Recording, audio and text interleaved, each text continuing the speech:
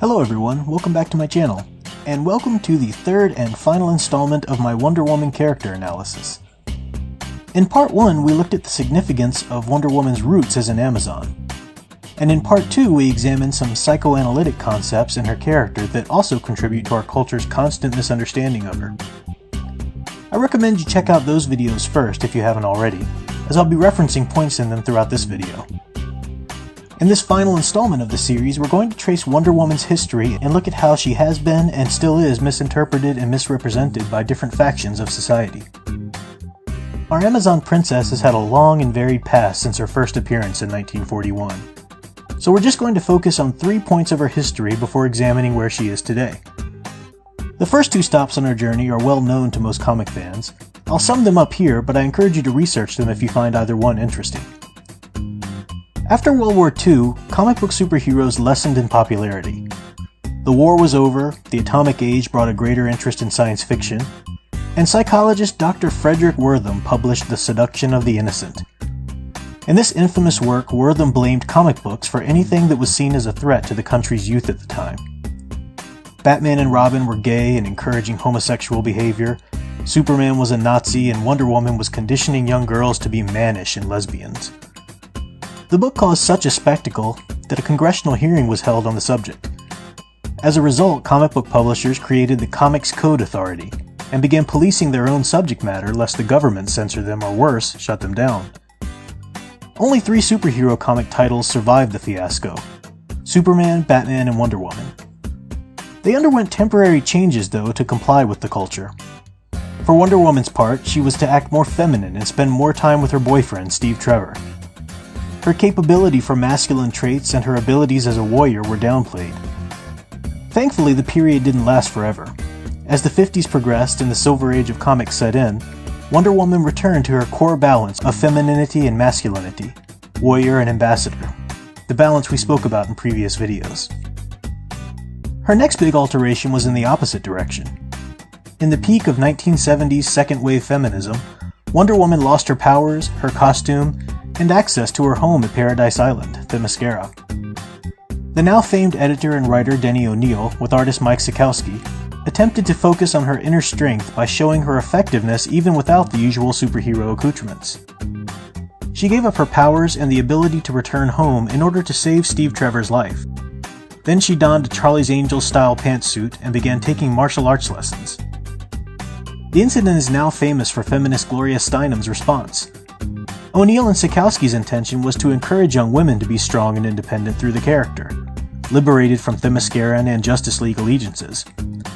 Steinem pointed out the character's loss of place, however, stating that with her powers, she was the equal of male superheroes, even more powerful than many. And rather than being taught by a man, I Ching, her master of martial arts, and embroiled in man's world of war, she had been endowed with power from the goddesses, and hailed from a warless world of women. Without these traits, the character failed to have the same effect. O'Neil agreed, and Diana was soon returned to her status as Wonder Woman, but the incident stands as an interesting example of society's uneasiness with the tension within Wonder Woman's character, even within the feminist perspective. Our next stop in Wonder Woman's history skips ahead a number of decades, ultimately to DC Comics' New 52. But for Wonder Woman, the change began in the 2000s. In an altered timeline, J. Michael Straczynski portrayed a younger, angrier, and more impetuous Wonder Woman, long before the Flashpoint, which would send the DC comic universe into those changes through the New 52 reboot. This Wonder Woman's timeline had her delivered to man's world as a baby after her island was destroyed. Straczynski's run also had her costume redesigned, most notably with the addition of pants. A faction of feminism cheered that Wonder Woman would no longer be sexualized in a bathing suit. But traditional fans found an ally again in Gloria Steinem. Regarding Wonder Woman's new costume, Steinem said that the pants give us the idea that only pants can be powerful. Tell that to Greek warriors and sumo wrestlers. Regarding the change to her origin, Steinem pointed out how similar it was to Superman's, and said this destroys her home, her Amazon mother and her sisters, and gives her no place to go to gain strength and create an inspiring storyline, something the original Wonder Woman often did. By the end of Straczynski's run on Wonder Woman, her timeline was restored, but only in time for the New 52 to reboot Wonder Woman as a child of Zeus, young, angry, and with no compunctions about killing her foes. The pants were attempted by the New 52 reboot, but fan response was so negative that they altered the design halfway through the promotional campaign. Wonder Woman could keep her bathing suit-like bottoms, but her entire suit would lose the American flag connection, and instead she would wear dark, muted colors. The New 52 Wonder Woman gained a fair amount of fans, and editors at DC Comics fought until the bitter end to make her and the rest of the New 52 universe stick. 5 years later, however, the plummeting sales numbers delivered the killing blow, and DC Comics announced their Rebirth event, which would restore Wonder Woman and the rest of the DC Pantheon to their brighter, hopeful, and iconic status. Wonder Woman's first Rebirth issue even has her rejecting her New 52 history and character development. She smashes her Goddess of War helmet — that's right, the New 52 made the Ambassador of Peace the Goddess of War — and called it all a lie, asserting that she will have the truth. The rest of the run has been a steady retrieval of her iconic history and story elements.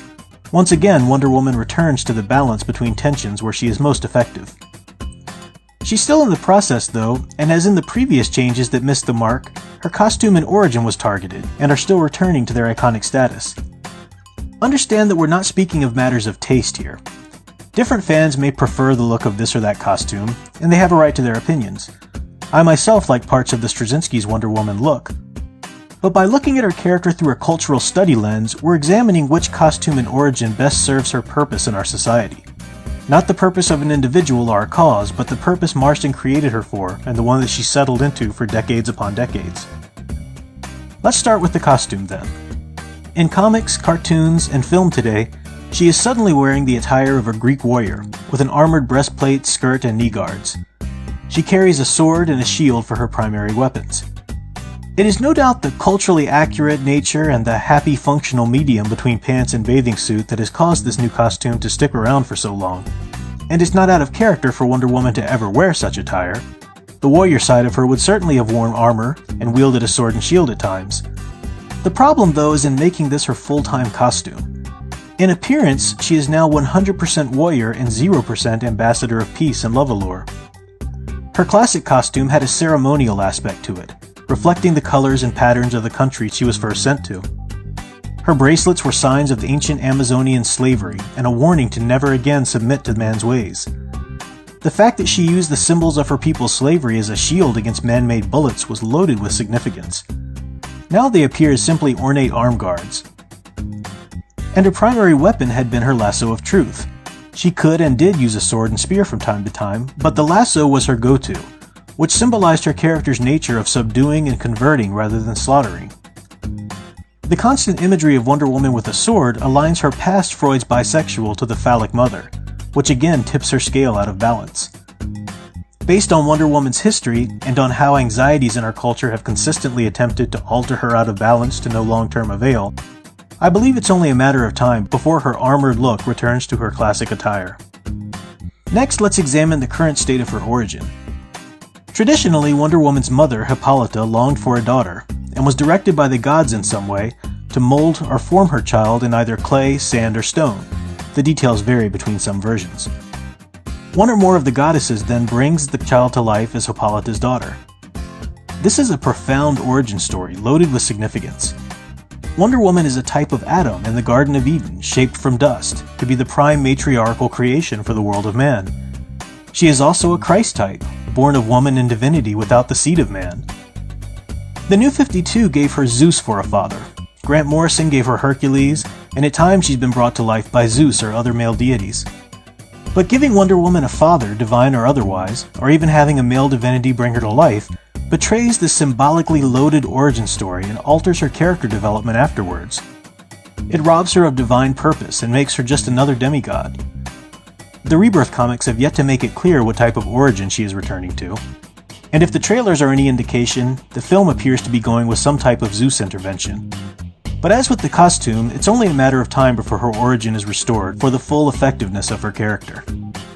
This has been just a quick cursory look at Wonder Woman's history, but if you're intrigued by her story, I encourage you to read more.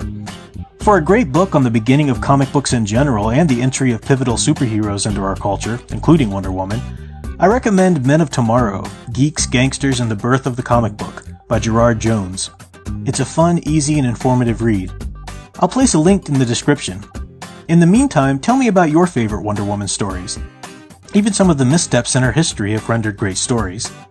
Knowing that neither of the changes stuck, for example, we can now appreciate O'Neill and Straczynski's runs as well-written bumps in the road. This concludes my 3-part analysis of Wonder Woman, but I'm not quite finished with our favorite Amazon.